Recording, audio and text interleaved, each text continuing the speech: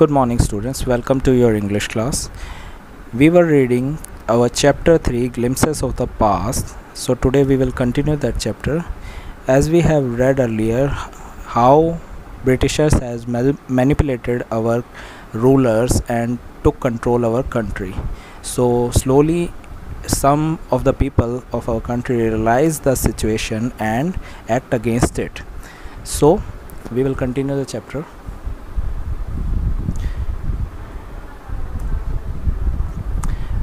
Now the fifth point, oppression, 1765 to 1835. But the British continued to oppress Indians. In 1888, they had passed Regulation 3. Under it, an Indian could be jailed without trial in a court. As we have read earlier, राजा राम मोहन रॉय ने काफ़ी कोशिशें की India को reform करने की, but Britishers continued their oppression, and they have passed a new rule in 1888 that is known as Regulation 3rd, under which मतलब उन्होंने नए रूल बनाए जिसका नाम है रेगुलेशन 3rd। इसके हिसाब से किसी भी इंडियन को डायरेक्टली जेल में भेजा जा सकता था विदाउट एनी कोर्ट केस, मतलब उस पर बिना कोई कोर्ट की सुनवाई किए उसे जेल में डायरेक्टली डाला जा सकता था। So this was an injustice to Indian people. All the time British officer in India drew big salary and also made fortunes in private business. जो ब्रिटिश ऑफिसर्स थे उन्होंने काफ़ी पैसे कमाए इन टाइम में और उन्होंने काफ़ी प्राइवेट बिजनेस भी शुरू कर दिए। By 1829 British was exporting British good worth 7 crore rupees to India। 1829 में ब्रिटिशर्स इंडिया से कम 7 करोड़ रुपए ले जाने लगे। एक्सपोर्ट करना मतलब इंडिया से ले जाना, कितने? 7 crore. 7 crore in that time was a big amount. वहाँ उस टाइम वो काफ़ी बड़ी अमाउंट थी, बहुत बड़ी amount. The British प्रोस्पेर्ड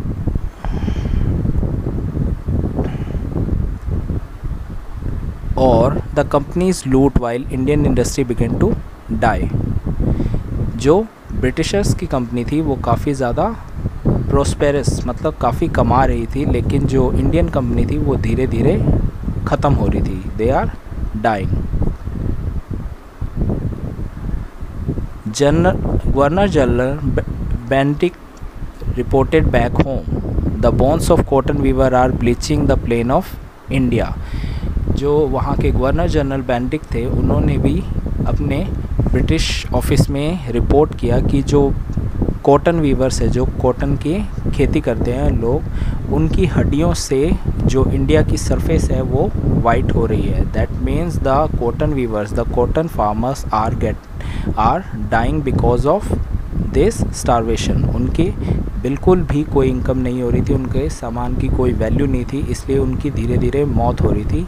and the bones, as you know the bones are white in colour. उनके बोन्स की वजह से जो इंडिया की ज़मीन है वो वाइट हो रही है।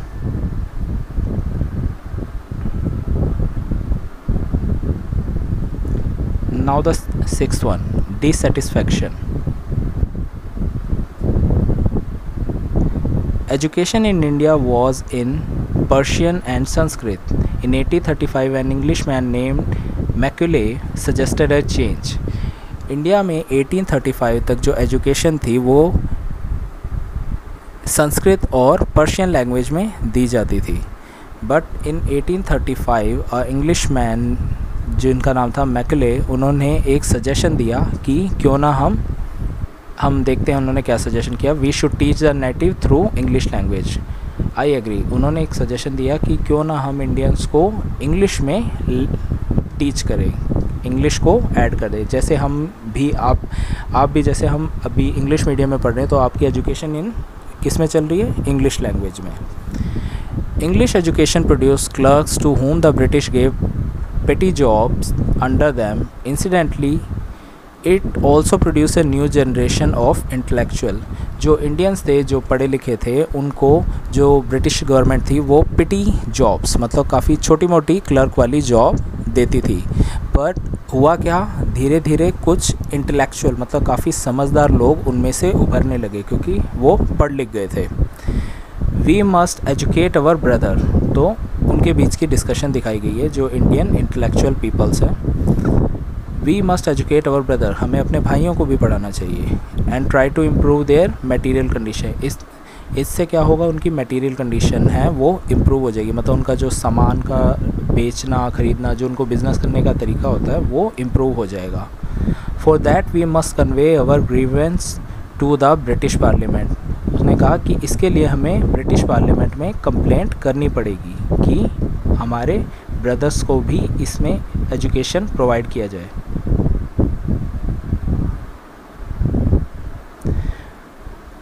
By 1856, the British had conquered the whole of India.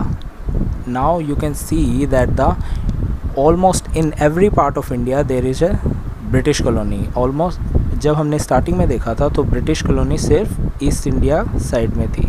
Now the whole country, wherever you go, there is an British colony. So in the almost all country, the Britishers were ruling.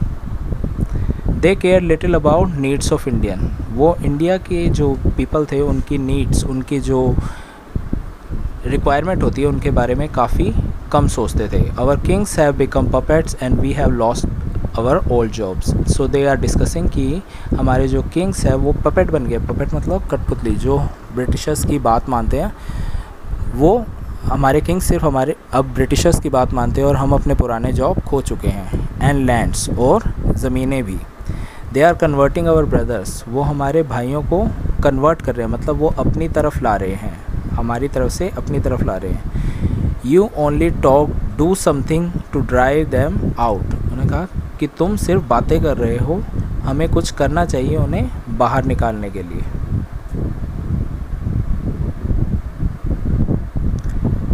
The spark means चिंगारी। The spark 1855 to 57. Taxes continued to ruin the peasant in Bengal. The Santhal, who had lost their lands under new land rule, became desperate. In 1855, they rose in rebellion and massacred European and their supporter alike.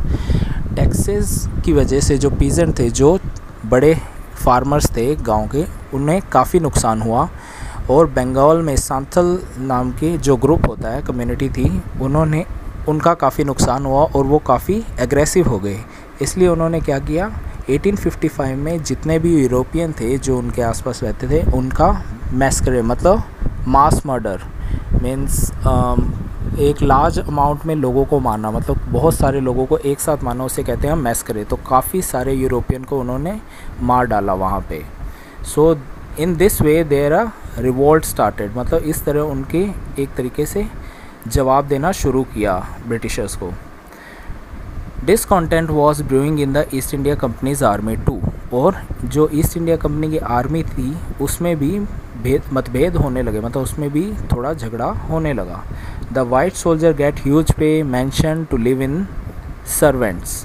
उन्होंने कहा कि जो white soldier है, जो British soldiers हैं, उन्हें ज़्यादा पे मिलती है हमसे, उन्हें अच्छा घर मिलता है और उन्हें सर्वेंट्स भी मिलते हैं। While we get a pittance and slow promotion, पर हमें बहुत ही कम सैलरी मिलती है और हमारा प्रमोशन भी नहीं होता है, या तो बहुत स्लो होता है या नहीं होता है। The Angrez ask us to cross the sea which is against our religion, who is the topi wala to abolish our age old custom. उन्होंने कहा कि जो ब्रिटिशर्स हैं उन्होंने हमारे जो रिलीजियस रूल है वो हमसे तुड़वाए हैं, और ये टोपी वाला means this Britishers, who are they to told us to abolish our custom, वो होते कौन है कि हमारे रिलीजियस को हमसे दूर करें। We must drive out the Angrez, so one of them said we must drive out, मतलब हमें उन्हें बाहर निकालना चाहिए। Sipahi Mangal Pandey attack the adjutant of his regiment and was executed. Sipahi Mangal Pandey ने अपने रेजिमेंट के जो एडजुटेंट, जो लीडर थे, उन्हें मार दिया और उन पे अटैक किया और इस वजह से उन्हें एक्सिक्यूट कर दिया गया। एग्जीक्यूट करना, मार देना। सिपाही मंगल पांडे ने अपने जो लीडर थे उन पे अटैक किया, जिनकी वजह से उनको एग्जीक्यूट कर दिया गया, मतलब उन्हें मारने की सज़ा मिल गई, उन्हें मरने की सज़ा मिल गई। Thousands of other sipahi revolted, they were stripped of their uniform. उनको देख के बाकी सिपाहियों ने भी अपनी तरफ से रिवोल्ट करना शुरू किया। रिवोल्ट मतलब अपनी तरफ से उनके अगेंस्ट एक्शन लेना शुरू किया और इनकी वजह से उनकी यूनिफॉर्म छिन गई। यूनिफॉर्म मतलब उनकी जॉब चली गई। Humiliated and put in irons, humiliated मतलब उनकी काफ़ी इज़्ज़त उतारी गई और उन्हें जेल में डाल दिया गया। Put in irons means jail में डालना।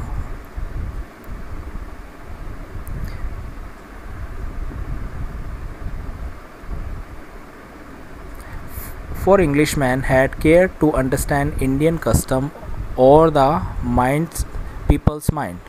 Few Englishmen मतलब कुछ अंग्रेज़ ऐसे थे जो सोचते थे इंडिया के पीपल के बारे में और उनकी सोच के बारे में, और उनकी कन्वर्सेशन हम दिखाते हैं। O proud Brahmin soldier, do you know that the grease on the bullet you have to bite is made from the fat of cows and pigs.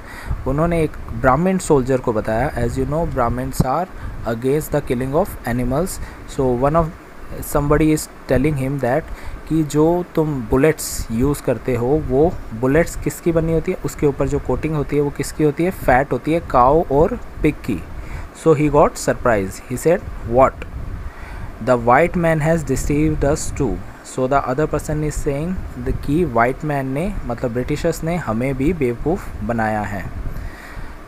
Soon chapatis were sent from village to village to tell the people that their emperor would want their services. So धीरे धीरे chapatis, you know what is chapatis, are sent from villages to villages, एक जगह से दूसरे village में send होने लगी, ताकि ये एक तरीके का मैसेज था कि हमें आपकी रिक्वायरमेंट है एक वॉर स्टार्ट करने के लिए ब्रिटिश के अगेंस्ट में।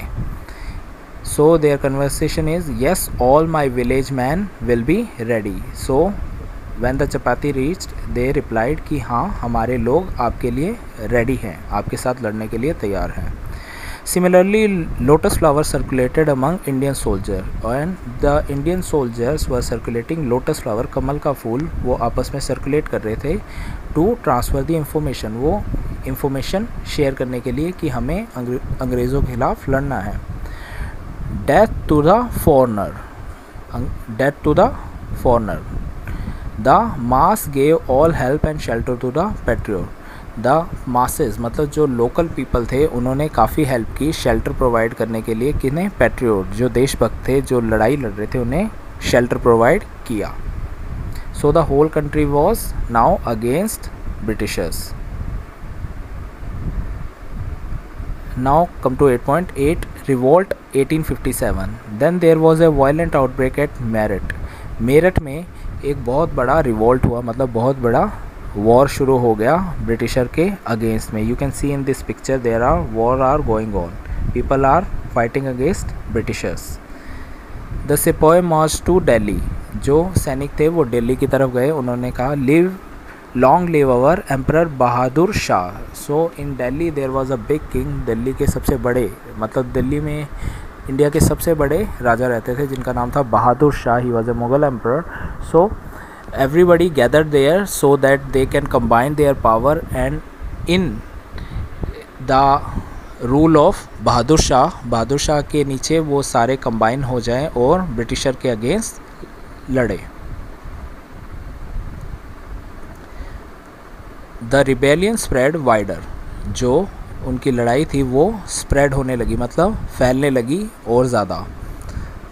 Many landlord had lost their land because of the British policies and they were sore. जो काफ़ी लैंडलॉर्ड थे, ज़मींदार थे, उन्होंने अपनी ज़मीन खो दी थी ब्रिटिशर्स की वजह से। and they were sore, sore means खट्टा होता है, but they were sore मतलब वो काफ़ी गुस्से में थे, काफ़ी परेशान थे इस वजह से। The white man's rules must end. उन्होंने कहा कि द ब्रिटिशर्स का रूल है वो हमें ख़त्म होना ही चाहिए। Yes we will help you, और उन्होंने कहा हम आपकी हेल्प करेंगे। The fight for freedom, Many former ruler like Begum Hazrat Mahal of Lucknow was bitter. काफ़ी जो पुराने रूलर्स थे जैसे कि Begum Hazrat Mahal, there is a picture of Begum Hazrat Mahal of Lucknow was bitter, काफ़ी खफा थे वो भी ब्रिटिशर्स से. The white man has taken away my kingdom, Britishers ने उनका किंगडम ले लिया, उनका राज्य ले लिया था. तो मतलब देवर फॉर्मर रूलर्स, फॉर्मर मतलब पुराने रूलर्स थे, क्योंकि अब उनके पास उनका राज्य नहीं था, तो अब वो राजा नहीं थे, राजा रानी नहीं थे. So they were quite depressed about it. They join the upsurge against the foreigner, और उन्होंने भी ज्वाइन किया ब्रिटिशर के अगेंस्ट की फाइट को.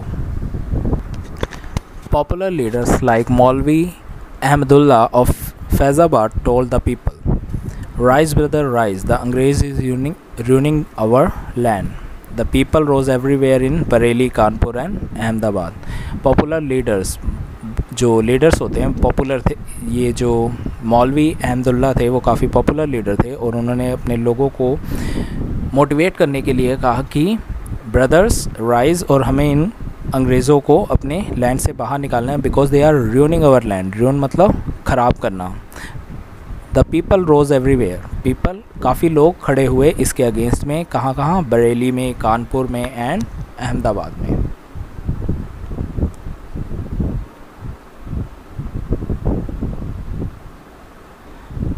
Azimullah Khan told Tatya Tope, we should have Peshwa Nana Sahib as our leader in this war of independence. The patriots pronounced upon the British and fought pitched battle all over North India. So Azimullah Khan, you can see Azimullah Khan here, and he told Tatya Tope that Peshwa नाना को हमें अपना leader बनाना चाहिए independence के war के लिए. The patriots pounced upon the British and fought pitched battle all over north India. तो British सारे इकट्ठे हुए ब्रिटिश के अगेंस्ट, और उन्होंने नॉर्थ इंडिया में एक बहुत बड़ा बैटल मतलब वॉर शुरू कर दिया. 80-year-old Kunwar Singh of Bihar received a bullet in his wrist. So this is the picture of Kunwar Singh. He was 80-year-old and he was a patriot, a king who fought against Britishers, and he received a bullet. उन्हें उनके हाथ में एक गोली लगी. You can see his hand is bleeding. And the last word of his is, Mother Ganga, this is my last offering to you. So he is telling to Ganga, this river is Ganga, that Mother, this is my last offering. His blood is the last offering to him.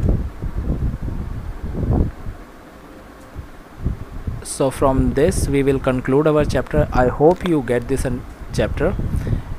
Thank you and have a nice day.